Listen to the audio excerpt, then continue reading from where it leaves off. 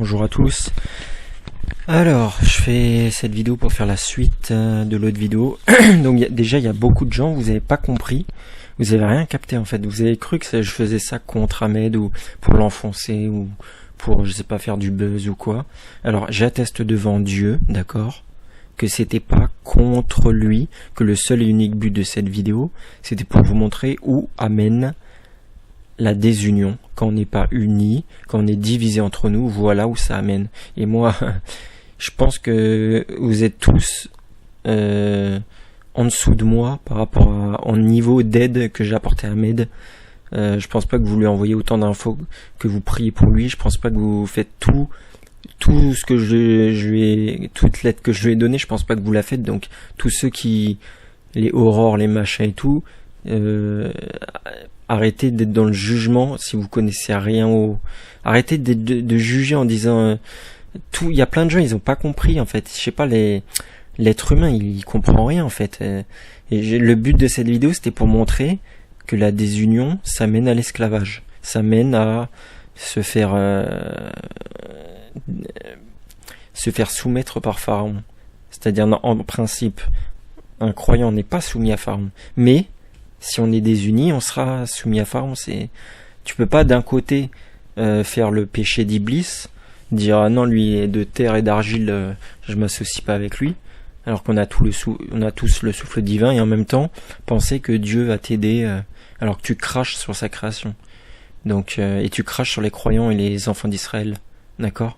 Donc c'est à partir du moment où quelqu'un ne veut pas l'union des croyants, tu peux pas en même temps après demander à Dieu qu'il te protège de Pharaon, c'est impossible. Bref, je vous résume la dernière vidéo. Donc le 18, je lance mon premier appel à Ahmed. Donc c'est pas l'appel du 18 juin, c'est l'appel du 18 octobre. Je lui dis, il faudrait à un moment donné, faut qu'on, entre croyants, tu peux pas dire aimez-vous les uns les autres, machin et tout, combattez en rang et faire la gueule aux croyants. Donc t'es obligé à un moment donné, voilà. Et ensuite, le lendemain, le 19, il fait l'appel à la communauté juive pour faire des débats. Moi, le 19, je lui envoie le jour même un message en lui disant vas-y, j'ai trouvé des juifs, on peut faire l'alliance sacrée. Donc il me répond toujours pas. Le 20, il est censuré. Le 20, je lui envoie encore un troisième appel. Je lui dis écoute, devant Dieu, je te le demande, viens, on fait l'alliance sacrée des croyants. Il me répond toujours pas. Et le 22, il est en prison. Donc je suis pas contre lui, je suis pour lui, au contraire. Moi, je le soutiens tout le temps. Mais je suis juste le but, c'est juste de montrer que voilà, si on n'est pas unis, voilà ce qui se passe. Donc, faut pas croire que on pourra gagner en étant désunis. Donc moi, Ahmed, je réitère encore, je réitérerai à l'infini mon invitation d'alliance, quoi qu'il arrive, quoi qu'il se passe. Et c'est incroyable. Ce que je voulais vous dire en fait, c'est que juste après avoir fait cette vidéo, alors vraiment c'est incroyable, hein, c'est le hasard encore une fois. Juste après avoir fait cette vidéo, j'écoute au hasard une vidéo avec ma chaîne IFI sur mon MP3 parce que j'écoute en audio tous les trucs. Et je tombe sur une vidéo de Dinoviz. Alors la vidéo, elle date de quand? Elle date justement du 18 octobre. Et Dinoviz, il a fait une vidéo.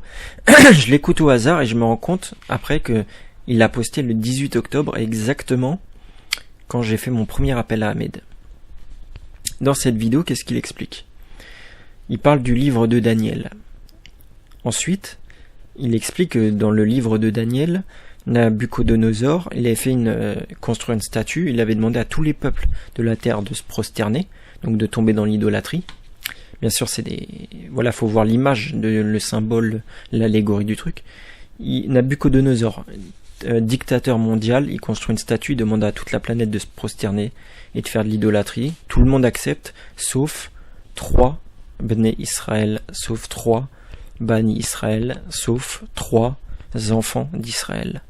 Et c'est ça qui est magnifique, c'est que voilà, il raconte que tous se sont prosternés, sauf une union de 3 enfants d'Israël qui ont refusé de se prosterner, de faire de l'idolâtrie, qui ont refusé d'accepter la laïcité la dictature sataniste de l'époque, le pharaon de l'époque, Nabuchodonosor. Et voilà, je vous laisse écouter vite fait. Ça prend bien sûr le temps de construire la statue, ça prend des mois, le temps de faire savoir à tous les peuples de ce qui est prévu, ça prend un certain temps, et on en arrive au grand jour où tout le monde doit se prosterner devant la statue.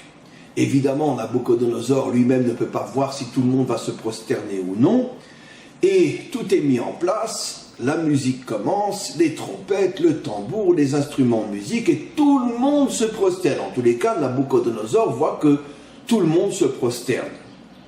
Mais, tout de suite après cet événement, viennent de nombreux princes, de nombreux généraux, de nombreuses personnes importantes qui disent, Nabuchodonosor, tous les peuples se sont prosternés, tous les dirigeants se sont prosternés, mais il y en a 3 qui ne se sont pas prosternés. Tiens, 3, oui, ce sont 3 juifs qui ne se sont pas prosternés. Qui sont-ils? Les amis de Daniel. Michel, Hanania et Azaria. Ils ne se sont pas prosternés.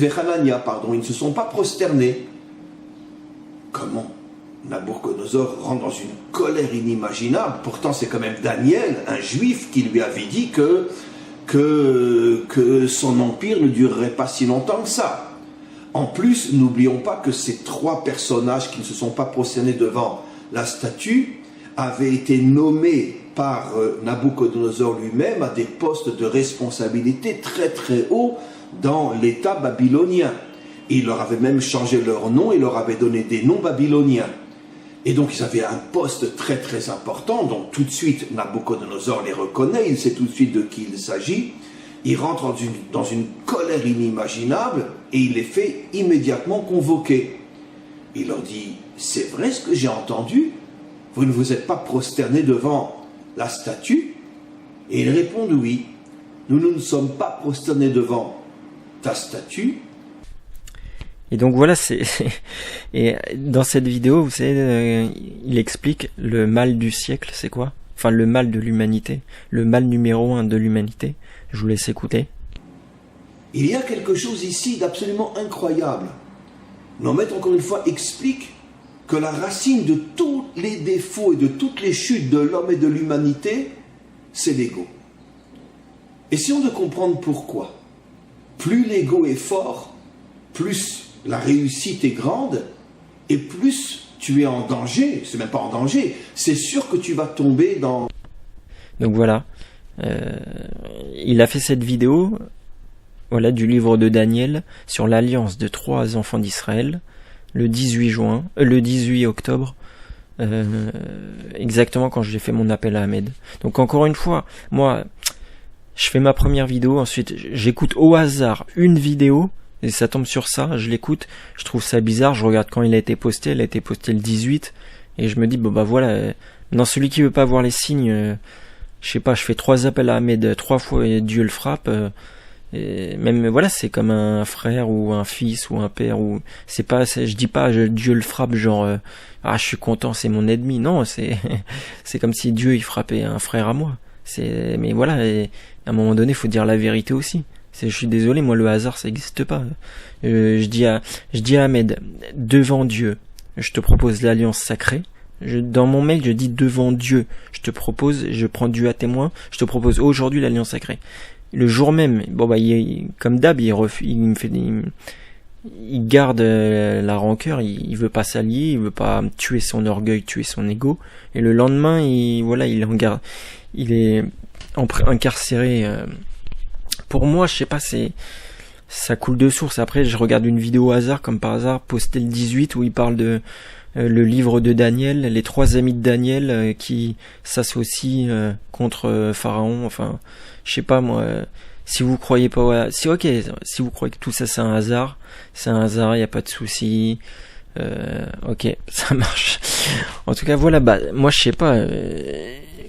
La seule chose que vous pouvez faire, c'est prier pour que Ahmed il sorte, il s'en sorte, ça se débloque, pour qu'il y ait une solution à sa situation. Et voilà, tous ceux qui seront dans la division, même ceux qui m'ont insulté dans la dernière vidéo, je vous appelle à l'unité, voilà. Même ceux qui m'ont dit ouais, tu craches sur Ahmed, même ces gens-là, je vous réappelle à l'unité entre les croyants. Voilà. Je vous mets dans la description la vidéo de Dinovis si vous pensez que je suis un menteur. Et voilà, je vous dis à bientôt, soyez tous bénis, je vous aime tous, même ceux qui sont pas d'accord avec moi, même ceux qui me crachent dessus, c'est pas grave. Je réitère quand même mon invitation à tous les gens qui écoutent. Il faut qu'on soit unis, je suis pas là pour cracher sur Ahmed, je vous dis simplement, il faut qu'on s'unisse. Et voilà, si on s'unit pas, devant vos yeux, je vous montre publiquement. Voilà, et en plus il y a Aurore, elle m'a dit ouais tu divulgues une conversation privée, mais il y avait que moi qui parlais, donc c'est pas privé, c'est moi, je montre ce que moi j'ai écrit.